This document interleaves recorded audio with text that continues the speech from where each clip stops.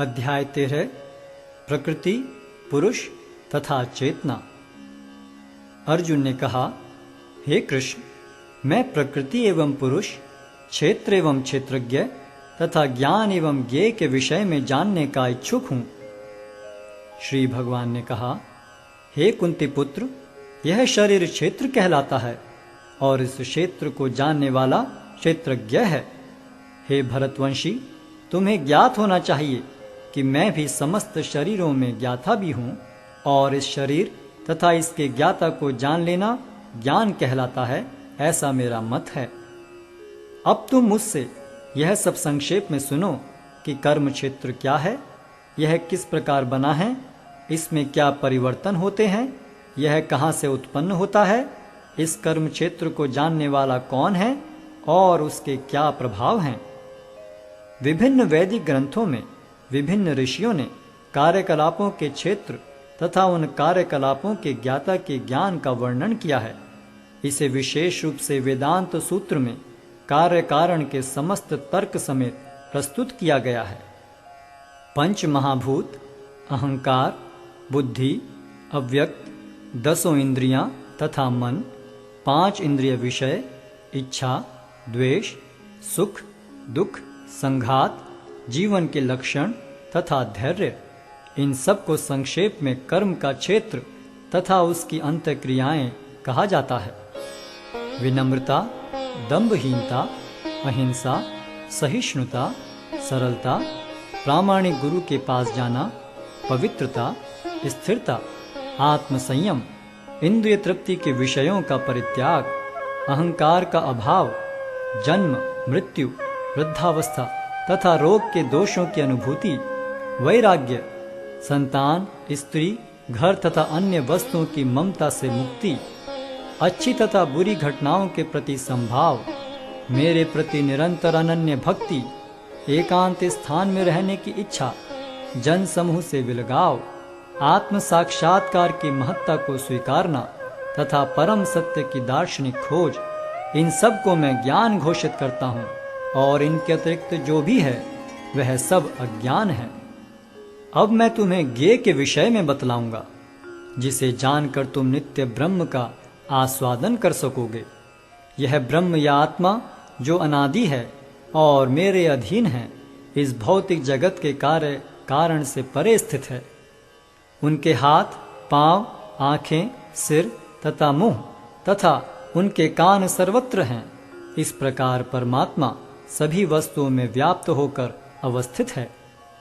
परमात्मा समस्त इंद्रियों के मूल स्रोत हैं, फिर भी वे इंद्रियों से रहित हैं। वे समस्त जीवों के पालन करता होकर भी अनासक्त हैं। वे प्रकृति के गुणों से परे हैं, फिर भी वे भौतिक प्रकृति के समस्त गुणों के स्वामी हैं। परम सत्य जड़ तथा जंगम समस्त जीवों के बाहर तथा भीतर स्थित हैं। सूक्ष्म होने के कारण वे भौतिक इंद्रियों के द्वारा जानने या देखने से परे हैं। यद्यपि वे अत्यंत दूर रहते हैं, किंतु हम सबों के निकट भी हैं। यद्यपि परमात्मा समस्त जीवों के मध्य विभाजित प्रतीत होता है, लेकिन वह कभी भी विभाजित नहीं है। वह एक रूप में स्थित है। यद्यपि वह प्रत्येक जीव का पालन करता है, लेकिन यह समझना चाहिए कि वह सबों का संहार करता है और सबों को जन्म देता है। वे समस्त प्रकाशमान वस्तुओं के प्रकाश स्रोत हैं। वे भौतिक अंधकार से परे हैं और अगोचर हैं। वे ज्ञान हैं, ज्ञेय हैं और ज्ञान के लक्ष्य हैं। वे सबके हृदय में स्थित हैं। इस प्रकार मैंने कर्म क्षेत्र, ज्ञान तथा ज्ञेय का संक्षेप में वर्णन किया है। इसे केवल मेरे भक्त ही पूरी तरह समझ सकते हैं और इस तरह मेरे स्वभाव को प्राप्त होते हैं। प्रकृति तथा जीवों को अनादि समझना चाहिए। उनके विकार तथा गुण प्रकृति जन्य हैं।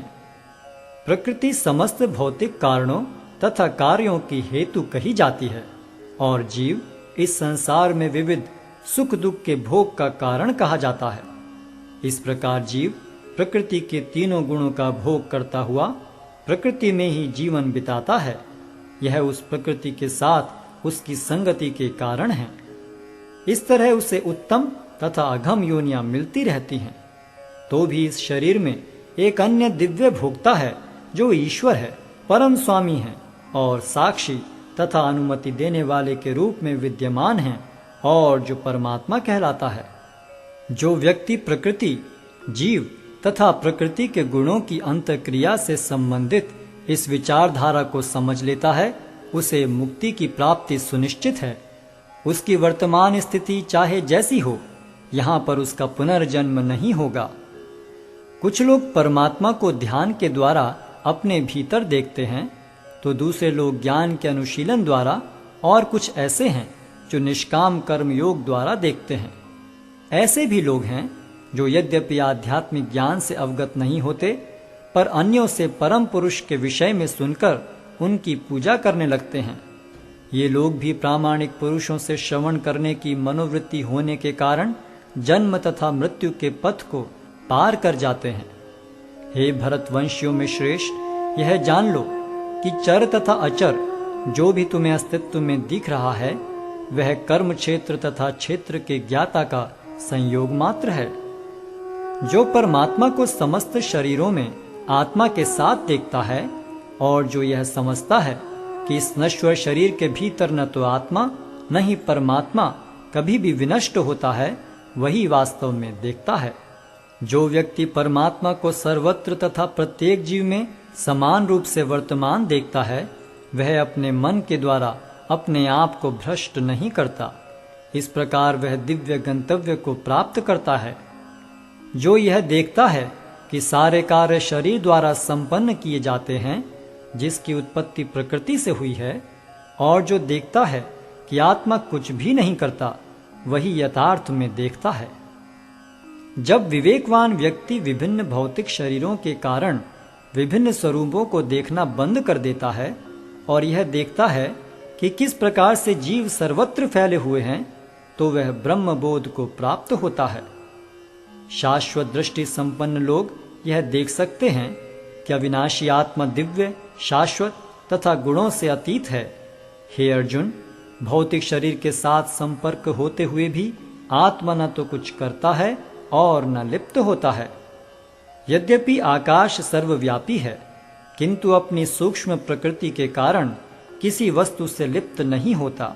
इसी तरह ब्रह्म दृष्टि में स्थित आत्मा शरीर में स्थित रहते हुए भी शरीर से लिप्त नहीं होता। हे भरतपुत्र, जिस प्रकार सूर्य अकेले इस सारे ब्रह्मांड को प्रकाशित करता है, उसी प्रकार शरीर के भीतर स्थित एक आत्मा सारे शरीर को चेतना से प्रकाशित करता है। जो लोग ज्ञान के चक्षुओं से शरीर तथा शरीर के ज्ञाता के अंतर को देखते हैं और भव बंधन से मुक्ति की विधि को भी जानते हैं, उन्हें परम लक्ष्य प्राप्त होता है।